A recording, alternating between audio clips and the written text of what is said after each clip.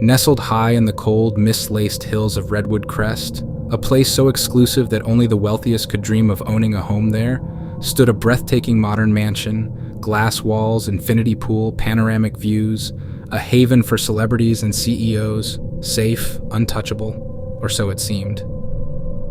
2 months ago, Daniel Cross, a tech billionaire, moved in with his wife Elena, their teenage daughter Sophie, and their 2 loyal dogs, Bolt and Shadow. The mansion was a marvel of technology, voice-controlled everything, AI security, 24/7 power from a hidden electric grid said to be fail-proof.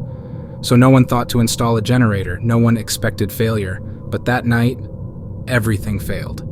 It was 11:44 p.m. A sudden blast echoed through the valley, loud enough to rattle windows, loud enough to feel in your chest.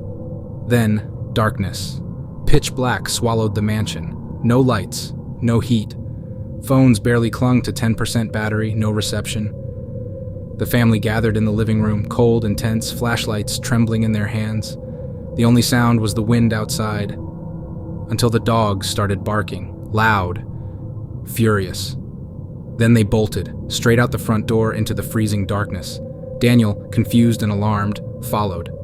Outside, the air was wrong, thick, heavy, like breathing through a wet cloth. The dogs stood stiff, growling, eyes locked on a patch of darkness near the tree line. Daniel called their names, but they didn't move, just barked and snarled at nothing. Then behind him, a voice. "May I please come in?" Daniel spun around. A man stood there, half hidden in shadows, dressed in a tattered military uniform, dirty, frozen, expressionless. His voice was calm, too calm.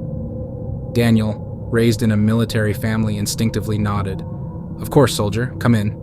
But as the man stepped into the beam of Daniel's flashlight, the dogs whimpered and ran, tails between their legs, into the house.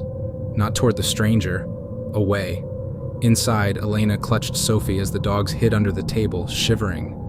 Bolt, the braver one, was drooling and whining like something deeply primal was clawing at his instincts. Daniel entered with the soldier. The man's boots were soaked, leaving muddy prints that looked off.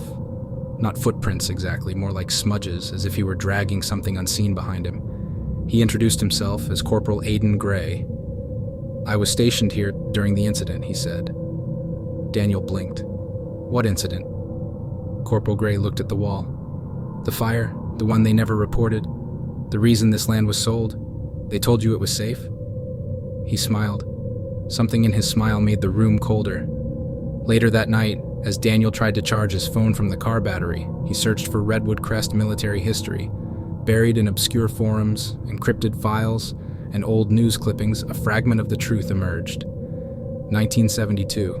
A covert military bunker under Redwood Hills was used for experimental soldier conditioning, extreme isolation, psychological warfare, hallucination inducement. One soldier broke, killed his entire squad, burned the facility down, declared MIA, never recovered. The name, Corporal Aiden Gray.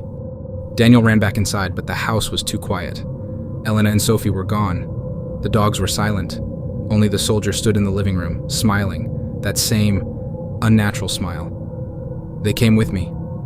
They heard the voices.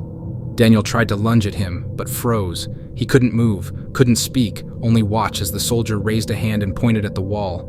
Burn marks were appearing, black, charred, forming handprints. Dozens, then hundreds. Screams echoed from the walls. A voice whispered from behind Daniel's ear, his own wife's voice. "You should have never let him in." By dawn, the mansion stood empty. No power, no people, only the dogs sitting silently on the lawn, eyes locked on the house. A new family would move in 3 months later. Same agent, same smile, same sales pitch. They'd never know about the previous owners. Because in Redwood Crest, no one ever really leaves. They just become part of the walls, and every blackout he comes back. "May I please come in?" Copy target acquired, mission not over, never over.